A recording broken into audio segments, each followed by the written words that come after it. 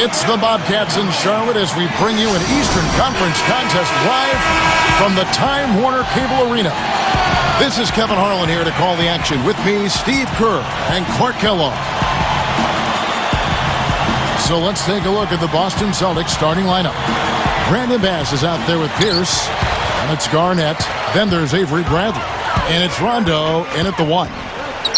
And for the Bobcats, Augustine and Henderson are the backcourt pair. Bismack Biyombo is out there with Brown, and it's Mullins in at the 5. And that one's good by Henderson. And it's the Celtics with the ball. It's a three-point game.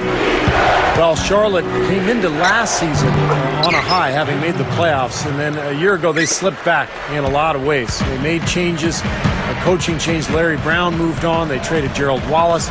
So it was, in many ways, a rebuilding year for the franchise. And the dunk by Biyombo.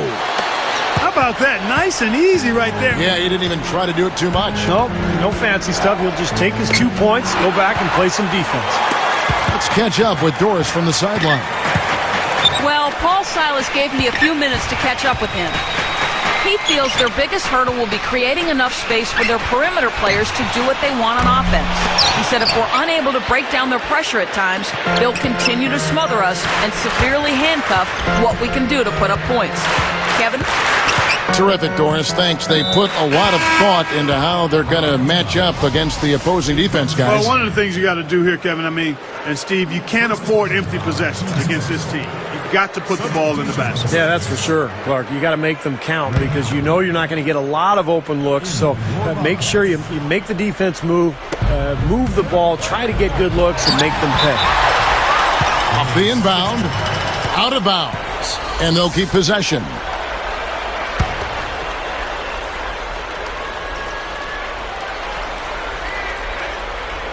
Here's Allen. Not watching the line there. That'll be a backcourt violation. Charlotte ball.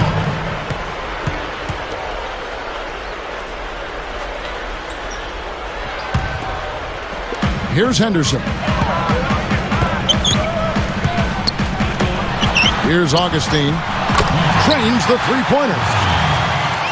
Augustine's got himself going there. His first points of the game on the deep ball. There was a lot of speculation about whether Doc Rivers would return, but here he is, and he's become a bit of a mainstay at Boston since he's been there. Now here is Augustine. Rajon Rondo missing his last shot. Here's Thomas. No stopping him there. Jams it in as he's fouled. Chance now for a three-point play. It's on Kevin Garnett. Back to Doc Rivers, Clark. There was talk he might take some time off or look to other teams, but he signed that 5-year deal right at the end of the season. You know, his son's going to be a freshman down at Duke, and I know he's anxious to watch him play. But he'll stay in the NBA. Steve, that was kind of an interesting decision.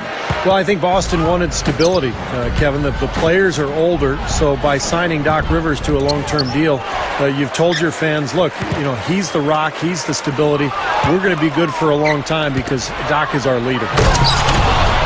Pierce finishes the break with a slam. And that steal really triggered the fast break. Nice play. Hey, you're right, and the break itself may have been even better. Deflects the pass. So now that's twice we've seen the offense collapse. That's back-to-back empty trips because of turnover.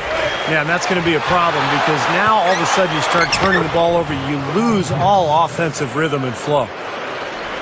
Here is Augustine.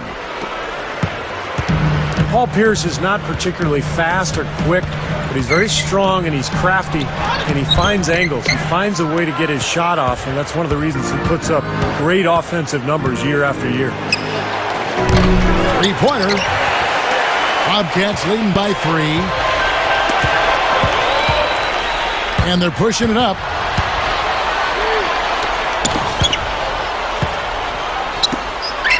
From 18 feet away. Offensive rebound. Unnecessary pass there. He's got to make a better decision.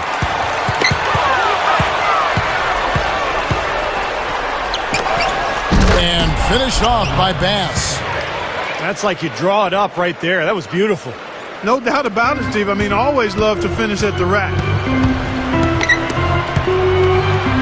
Back to Paul Pierce and what Steve was talking about, what you've chimed in on with the way the Celtics play. It's a perfect marriage part between them because he can be so effective in that half-court game. He really can be. I mean, he's versatile enough where you can use him a lot of different ways. You can post him, you can curl him off screens, or you can isolate the side of the floor for him, and he can get you good quality shots. And he's become a better playmaker in addition to being one of the terrific scorers. That's a great observation.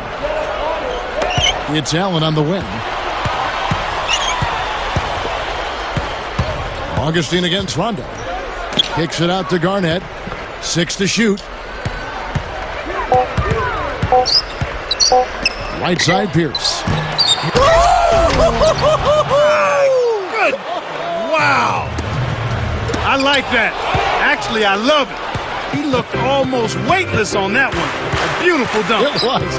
How in the world did he do that? I don't know. What an amazing effort. Thomas gets called for the reach. That's his first foul. Jamario Moon, he's checked in for Charlotte. Walker comes in for Gerald Henderson. Time called here. The